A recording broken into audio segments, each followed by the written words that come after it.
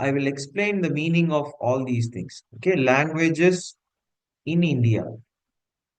Okay, languages in India. So I'm going to explain the history of it. So maybe I'll use this font. So we are going to see the history of India also. So in one of the Singshan classes, I took this, but I will, that's what I took it there, but I will take it now and we'll continue with the syllabus. So the history of India, you should know. So by this, you will understand what are the ethnicity present in India. Uh, who and all came at what time. You should be aware of that. Very important for understanding the languages. And one more thing, today we will also discuss what is this language which are there, the classification of the language which is there in India. Also, we will discuss. So look at it. Now you just look at these things. Okay, one by one, we will look at the way things have to be done. So first, you understand the history. Okay, I will recap again. History of India. Very simply, the fact is that the world history starts with this, or as of now. Okay, maybe there may be a change in the theories of the world, but as of now, what they say is that the world history or the history of humanity, as we consider, starts in this 70,000 to or 70,000 to 60,000 years. Okay, this is what is called as out of Africa theory. Uh, you should know all these things. We have already discussed also, but I will again revisit once more. So, in this out of Africa theory, human beings who had been alive, or human beings who were there in the time of, you know, in the time of 70,000 years, Homo sapiens. So, they migrated outside the world or outside Africa, and they started coming towards different direction. They started going towards the Europe, going towards China. So all this took a time. Okay, so they started. So the meaning is that it's not like they they took such kind of a time for that. uh, Slowly they will move. So this is for 45,000 years. This is also 45,000 years. But they also came to India. This is the point. This is what we had been discussed. So India, when they came, so they came at around 60,000. So usually, see, it's not like they came in the time of, sorry, in the region of, what is that? A region of, in the center. They used to come in the coast, and they travel also in the coast only. So this was around, this was around the time of 60,000 years. This is what you should all note down. In a sense, the first time, okay, the first time of colonization, not colonization, okay, first time Homo sapiens. Other species have already come to India. But, our target and our thing is the Homo sapiens. These are the people who came to register in India in the first instance.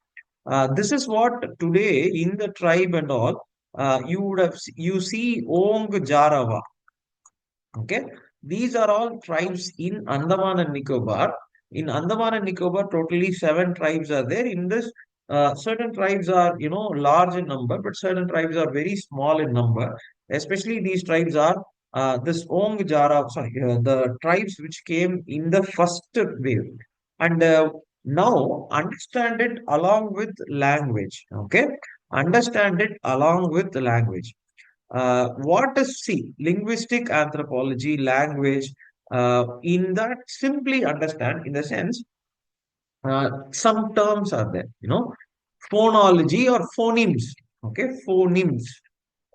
Meaning is that what is a phoneme? Okay, what is a phoneme or phonology? See, you don't have to have very deep, research-oriented kind of a knowledge for that. But phoneme means sounds in a word. Okay, phoneme means sounds in a word. Study of sounds. Okay, study of sounds. is called as this phonology. Okay, logy. Phonology meaning is that you study how in each language the sounds are there.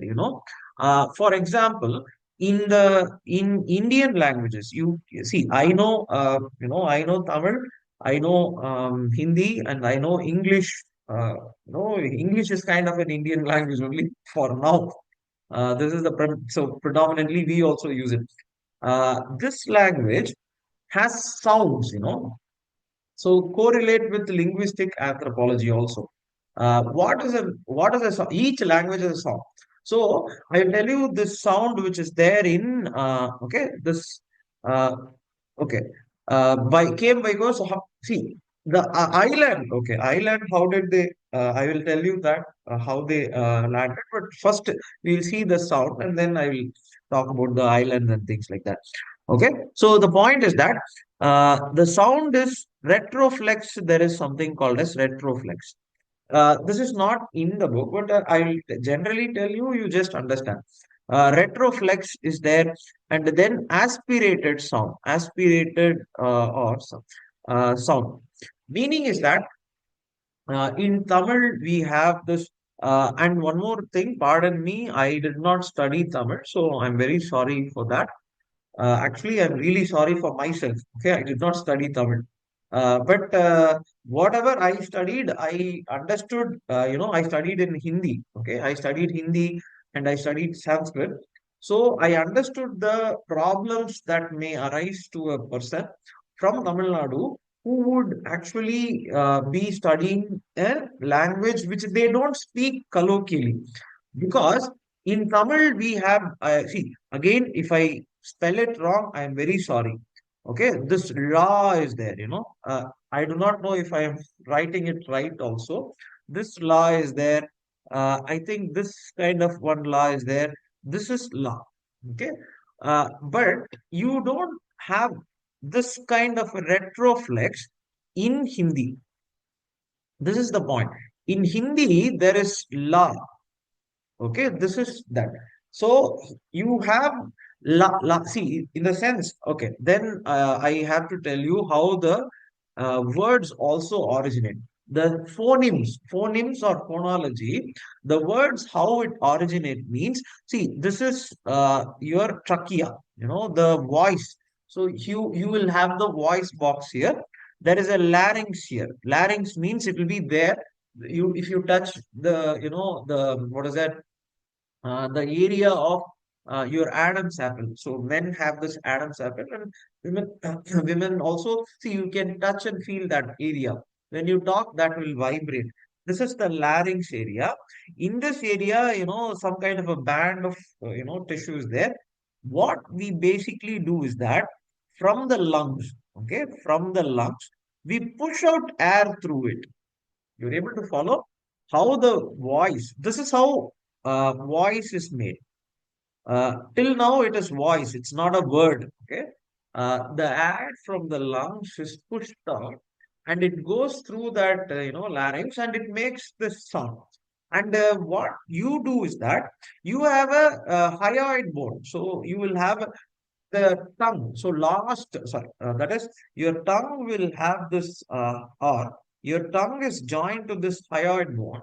What this hyoid bone will do is that it can move your tongue in whichever direction you want. You can say, see, you say and see, retroflex sound. It is ra, so it is like you go deep inside. And then the second law, you say it from a little ahead.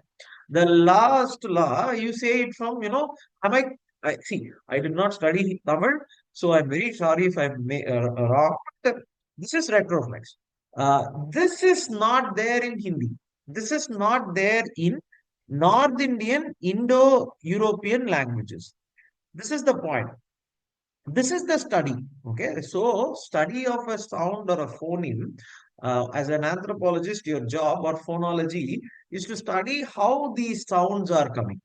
These sounds is what makes what is called as a word. You get this? This is what is then converted into a word. A word is nothing but a collection of a sound. And that sound, how we make, is dependent on the language that we speak. So what language you're being taught is, according to which you will speak. So this is retroflex. Aspirated is one more aspect of the sound. Aspirated is, see, in Hindi, there is this see, this is the, and there is also the, something kind of this. That is the, in or kha. This is kha in Hindi. Sorry, this is ka. Then there is kha. In Tamil, you have, I think, see again, I'm very sorry. Uh, Ka, I think ka, only ka, okay?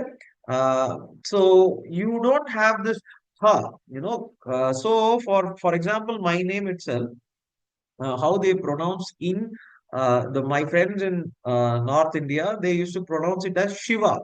They don't pronounce it as Siva. In Tamil, it is Siva. In Hindi, it is Shiva. Okay. Uh, this is because this kind of an aspirated sound is not prevalent that much in Tamil.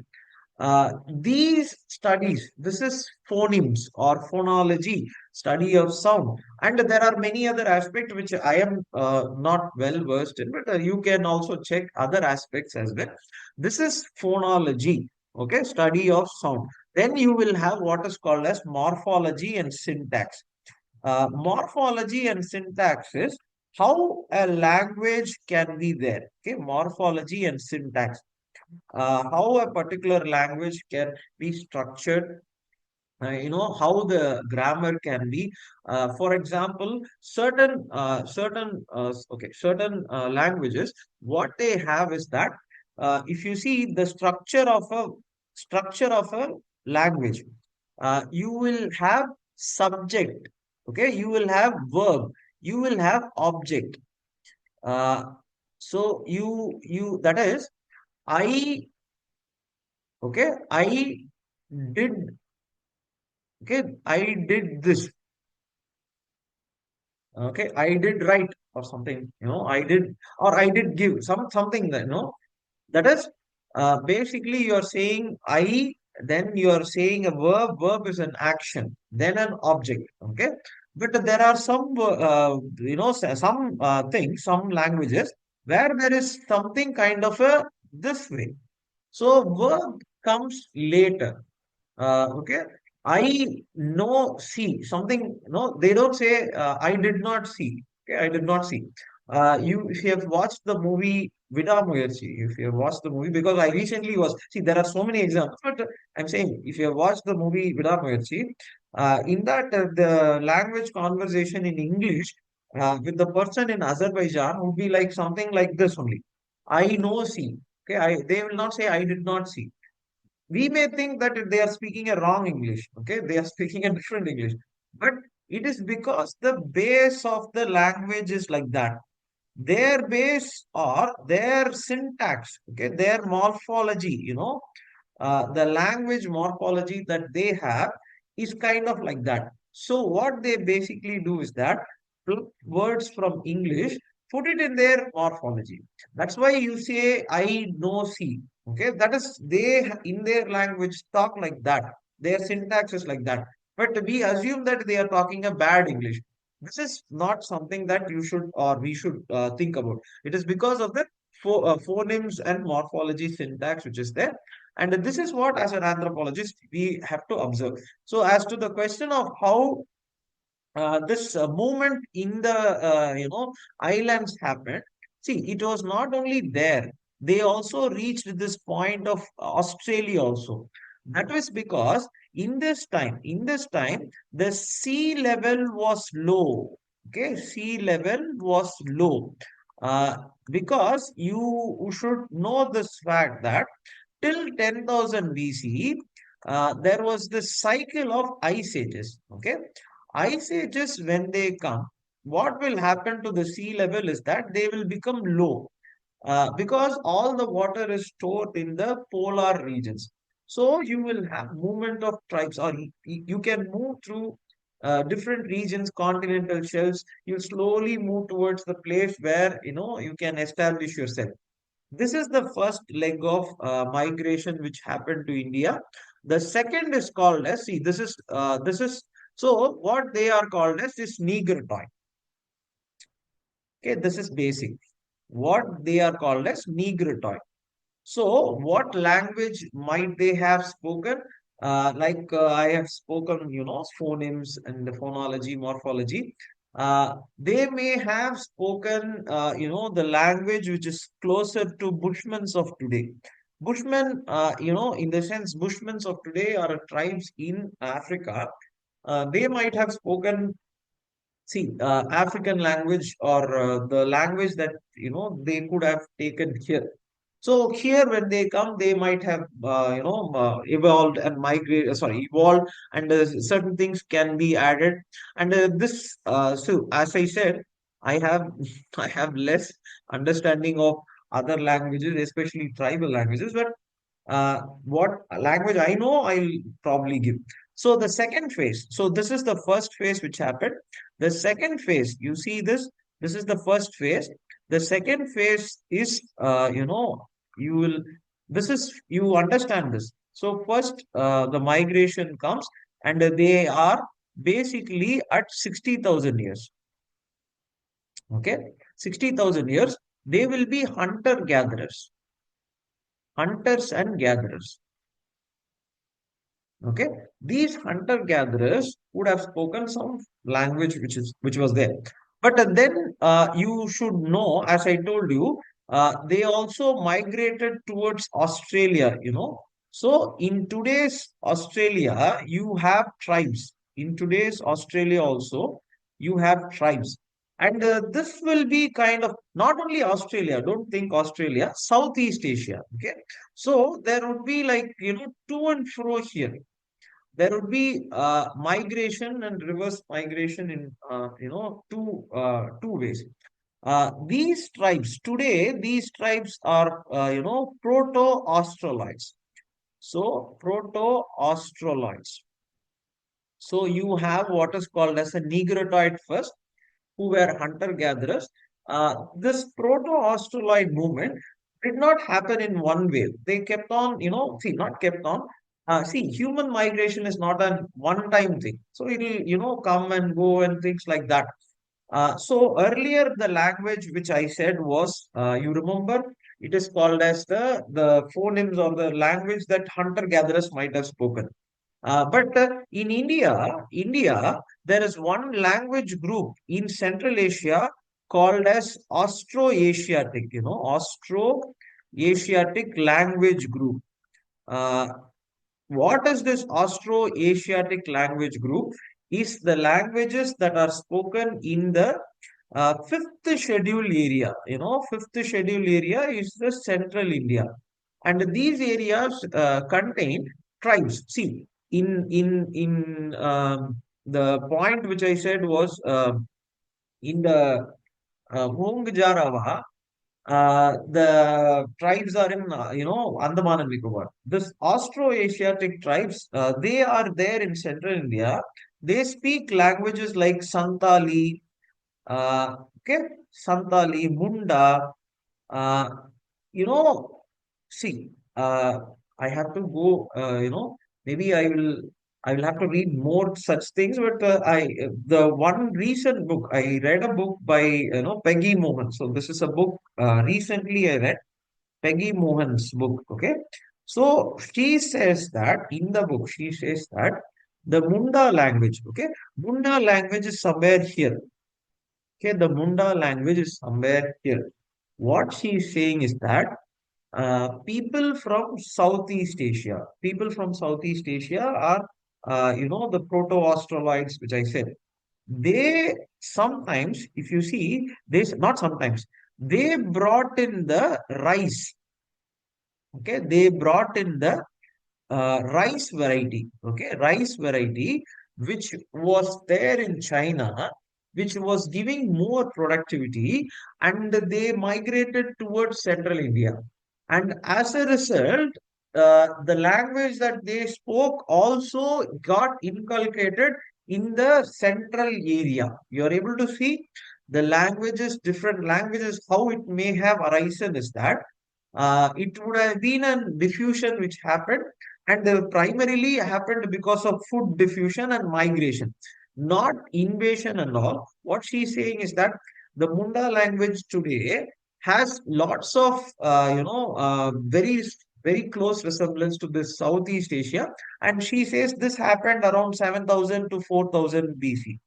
And this also would have arisen. The proto-Australoid would have come to this area, for a very long time. Since the time of the, migration, this would have been there, and a new language would have been formed. And the tribal languages which was there came. So this is the third, okay? This is the second ethnicity. First ethnicity is Negroid. Second is Austro-Asiatic or Proto-Australoid. Proto-Australoid is the ethnicity. The languages may be Santali, Munda, and the languages in the area of the Central Asia. They have close resemblance to Nicobari. So you will have one language which is there. Seven tribes are there in Andaman. This Ong, Jarawa, they are all Negroids. Nicobari, there is a tribe. They speak kind of an Austro-Asiatic because they lie in this very closeness, They lie very close. The Andaman Nicobar Islands, if you see, it will be very close to the areas of the Southeastern Asian region. So you have the tribe there. So this is the second part. The third part is the east. So the third part is that you remember the fact that I said that people migrated into India at 60,000 years. These were Negroids, okay, Negroids. But I also said that they went to Europe and, China, sorry, not China, so the Eastern Asian continent. And there was a migration through this route also. So this route has given rise to the third ethnicity in India, which is called as Mongoloid. Okay. So first is Negroid, the second is Proto-Australoid, the third is Mongoloid. The language that they speak is Sino-Tibetan. Okay. So you have different, groups of languages. You have what is the Proto-Australoid speaking Austro-Asiatic language group. Okay, group of Austro-Asiatic group. This is Sino-Tibetan group. In this, so many languages are there. Not all, many of the tribes in North India, sorry, not Northeast India, Naga, Mizo, Garo, so you have so many flowering languages in Sino-Tibetan group. So the language will, we have as a very composite culture. We don't have, monolithic culture. We have a composite culture. Now, this is the third part. So in anthropology, you should also have this idea. So once this has happened, now you establish this fact. Now there has been a migration of population from a large number of direction. It was not like one people came. There is hunter gatherer. You remember 60,000 years hunter gatherers is there. Okay, this is hunter gatherer tribe which came to India, and then proto-Australoids came. This proto-Australoids came, and you had what is called as Mongoloids also came. You have this mixture. You have this kind of a mixture which is there in India. But what happens is that in this moment only, if you remember in Mesopotamia, okay, in the land between two rivers, in Mesopotamia, there started this agriculture. You remember, I would have spoke about this agriculture in the Neolithic times. You think about it. The rice. Okay. See, rice, Indian variety was already there, but the Proto-Australoid, especially Santali and other if you see in that region, the Southeast Asian rice also comes in because the origin of the predominant rice in the world is actually China. So you have what is called as the Manchurian region. Not Manchurian, I think that there is a river, two rivers are there. In that region only you found out, or the wild varieties of rice is there. But the wild varieties of wheat is there in Zagros mountain. You remember? So in the Zagros mountain only wheat and barley is there. So the migrations of people used to happen based on this only. If there is a drought, they will migrate. Or see, migration will be acceptable only, but predominantly it will be acceptable if you are giving some new technology. If you don't give anything new, why would there be an integration? So what you basically did was that you can actually, so agriculture, wheat and things like that, it came, and this was taken this way. See here. So this was taken this way. Already the three migrations I have said. Okay, already not three, but okay, many times, but predominantly an ethnic culture is being formed. But now, and they would have spoken, I do not know what language, they would have spoken the language, I do not know, but what they predominantly say is that maybe the older hunting gathering languages which were there, okay, it would have been mixing and matching and things like that. Once this from the west, sorry, from the east, sorry, from the west only, from the west, people from Iran. So this is today's Iran or Zagros, because here is where this agriculture starts. This people come. They come and they integrate with the population which is there. Okay. They come and they integrate with the population which is there. Hunters and gatherers. Correct?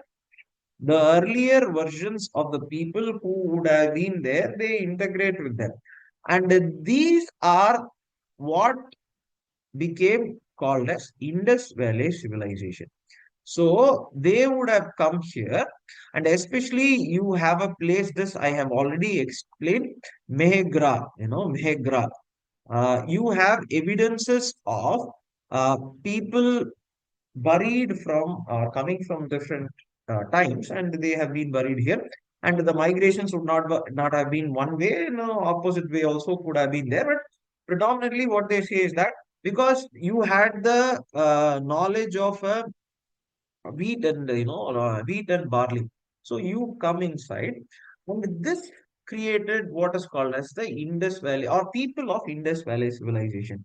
So this is the language they say is Proto-Dravidian, or what they would have spoken is the language mixture, same as cultural mixture, same as ethnic mixture, would have arisen to what we today see. This today's Dravidian, so today's Dravidian language, okay, the language group of Telugu,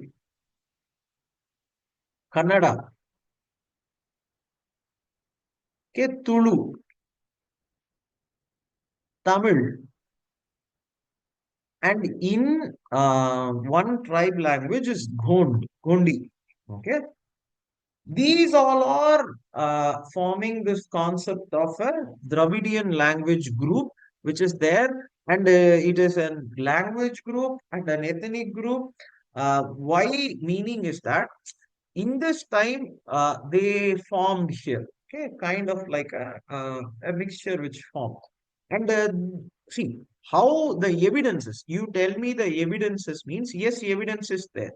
Evidence what they give is that, as I told you, phonemes, correct? Phonemes or phonetics. This phonetics, words, uh, grammar, okay, words, grammar, everything they check. Okay, words, grammar, they check that. Today they check genetics. Okay, today they check genetics also, and they find out the similarities between that region and the Dravidian speaking language speaking regions of today. Because I said that the mixture would have happened, and Dravidian languages, Proto-Dravidian language would have been formed. But that Proto-Dravidian language is not now spoken in the North India, right? It is spoken in South India. So what might have been the reason? This is what we have to investigate. And you have not see many languages. So you have Brahui. So this is a language which actually commonly quoted in many of the instances. This Brahui language is spoken in today's Baluchistan. So today they are being spoken, and Peggy Mohan, you can read that book also. In that, I see she quotes this Brahui language which is spoken here. She talks about a language which is there in Gilgit Baltistan, and she compares these languages with the Dravidian languages which is spoken in the South Indian area. And she comes up with a very similar kind of way that existed at that time. It's a very nice comparison that not comparison, nice, nice way of evidences that she has presented. You can check. So I am fluent, not fluent. I know Tamil and Hindi and English. So, but the Brahmi language and all she speaks, not speaks, she quotes in the book. So, by that they say that okay, the Proto-Dravidian or the root of the Dravidian languages would have been spoken there because there can be no point. North Indian as Prague is given as Praga, not Prague. So Prague, no, Prague is given as North Dravidian. I do not know Prague. What is that language? Maybe I'll check that. But these languages. So now you see how many now three classification of ethnicity and again three classification of languages. You have Austro-Asiatic here. Brahui only, yes. Brahui is in Baluchistan. Okay, Austro-Asiatic language group. Okay, Sino-Tibetan group. Four groups are there. So we have to write that. Then you have what is called as the Dravidian language group. So the problem or the issue is that the language which was there here, how did it reach the South Indian region? This is what now what the geneticist. So geneticist comes here.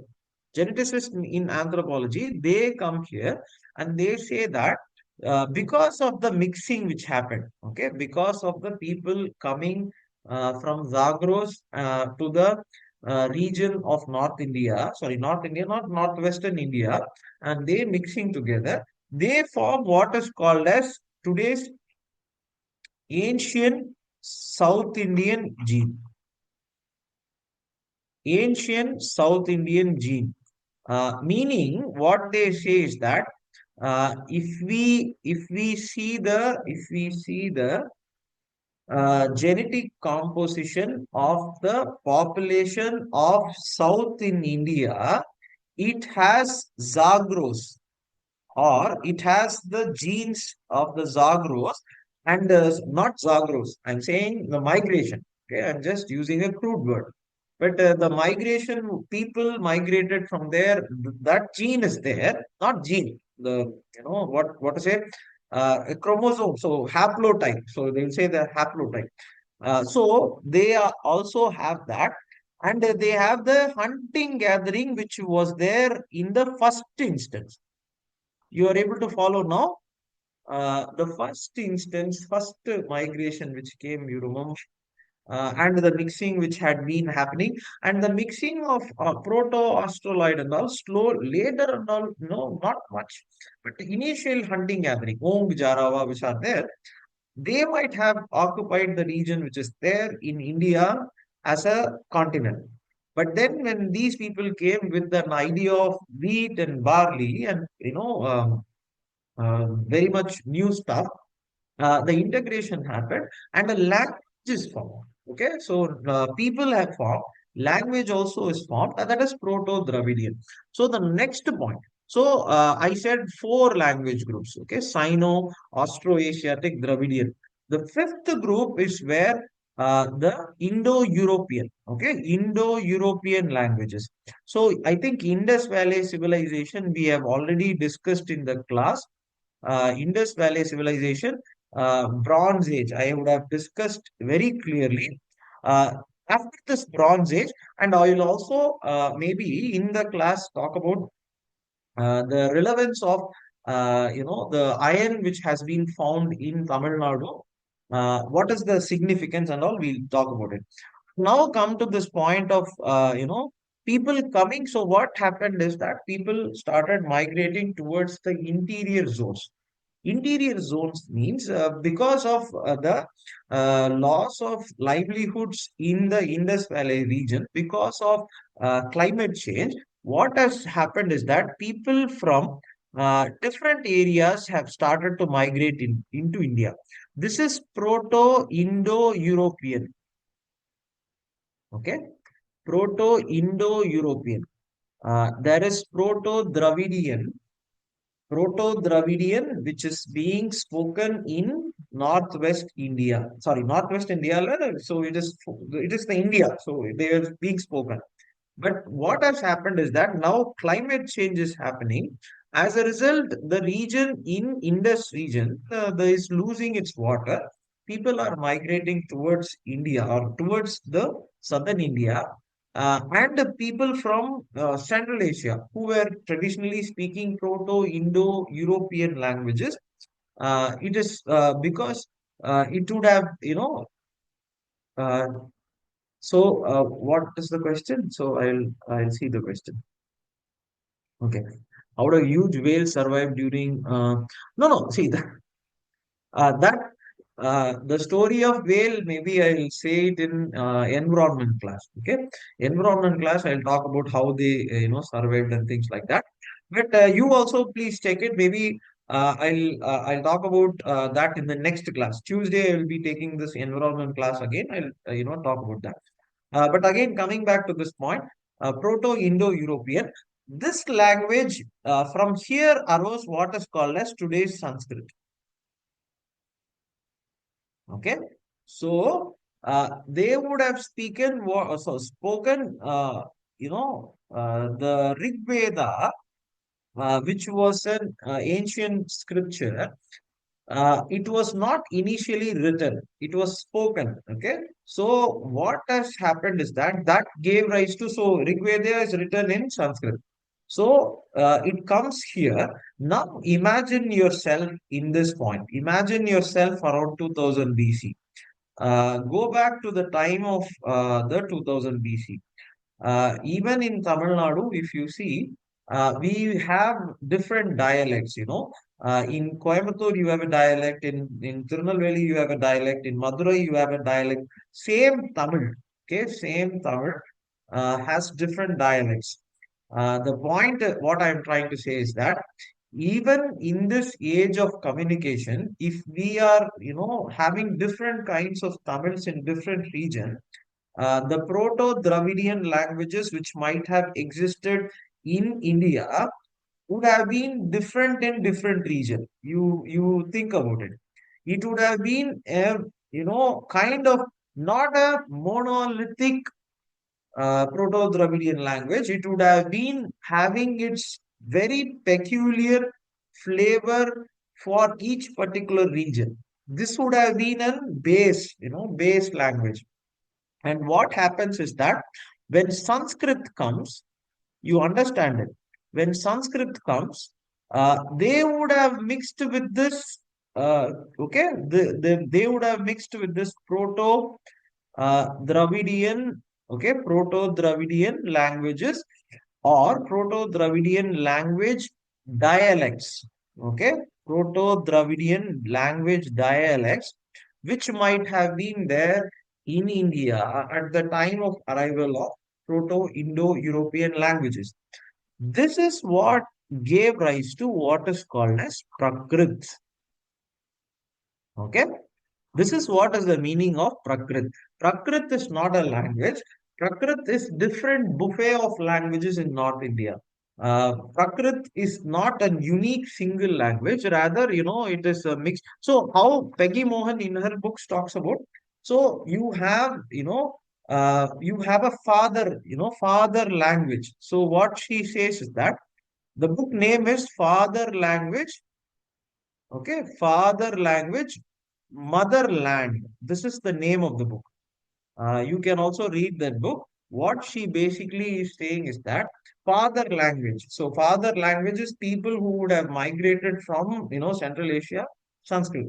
So then they mix it with motherland. Motherland is Proto-Dravidian and Proto-Dravidian dialects. That gave rise to what is called as ancient North Indian gene. Okay, you are able to get this.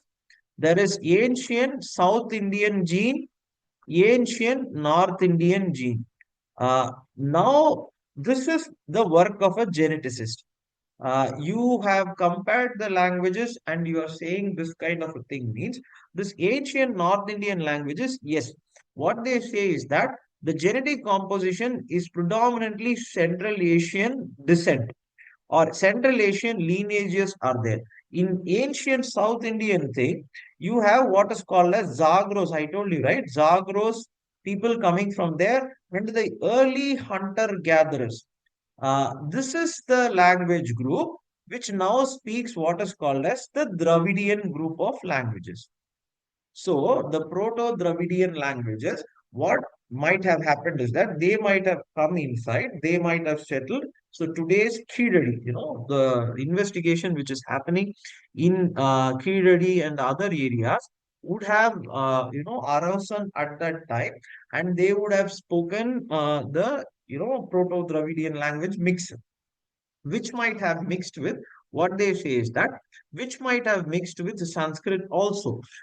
So the mixture would have been like Sanskrit being there and giving rise to the Prakrit languages. And this Prakrit languages, same, the Dravidian group of languages giving rise to the languages which are there in the south today. And these Prakrit languages, okay, so each region has a Prakrit, so each region would have mixed with different way in which they form the language. From here is where you start having the buffet of languages in North India. You have in Bihari, you will have Bhojpuri, okay, Bhojpuri will be there, Maithili is there, so you have what is called as Bengali, you have Punjabi, you have other languages. See, in North India there was North Braj Bhasha, there was Awadh Bhasha, okay, there was Marathi, there is there is Marathi. So many. See, I'm leaving off many. This would have arisen. How? Sanskrit mixing with the local dialects which were there. The local dialects were Dravidian local dialects which were Proto-Dravidian, not Dravidian, Proto-Dravidian dialects. That might have given rise to okay, don't take Proto-Dravidian. The ancient languages which were spoken in the motherland of India, they have had a structure. Okay, I told you in the beginning, phonetics, phoneme, and structure. Structure is the way that we speak a particular language. That dialect might have used the words and other things from Sanskrit, and the diffusion of syntaxes, grammar, so many mixing would have happened, and that would have given rise to Prakrit. Prakrit is what has given rise to the languages that is today present, in the in the constitution for protection. And South India, we have what is called as languages which are spoken in the Tamil. So you have what is called as you will have Tamil, Telugu, you have Kannada, okay, you have Kannada, you have I think in the initial times I missed Malayalam, okay. So what has this is what is the language distribution of India, and each language has its peculiarity, but the language meaning is not like one way thing. languages are mixed, languages have been, always to. So for one example, mixing that I can say is that, as I told you, the North Indian languages have been derived from Sanskrit. Sanskrit has this aspirated sound. Okay, Sanskrit, not Sanskrit, Hindi, aspirated. The kha, tha, that has been taken in Tamil also. If you see, I think in Tamil, not much. It's a ka, okay, ka. So something like it's a mixing. It's a mixing that we keep doing. And this is the origin of languages. This is the origin of ethnicity. I hope I this is clear. Any doubts in this? We'll see the rest of the thing after the break. So if you like this video, please like, share and subscribe to Minds of Aspirant. You can send this video to anyone who is preparing for civil services and to your family members who want to know about civil services also. There is a Telegram channel, Minds of Aspirant official as well. You can click that link and join the group, and you can ask for whatever doubts that you have. And also you can click the bell icon so that you will get regular updates from Minds of Aspirant. Thank you. All the best.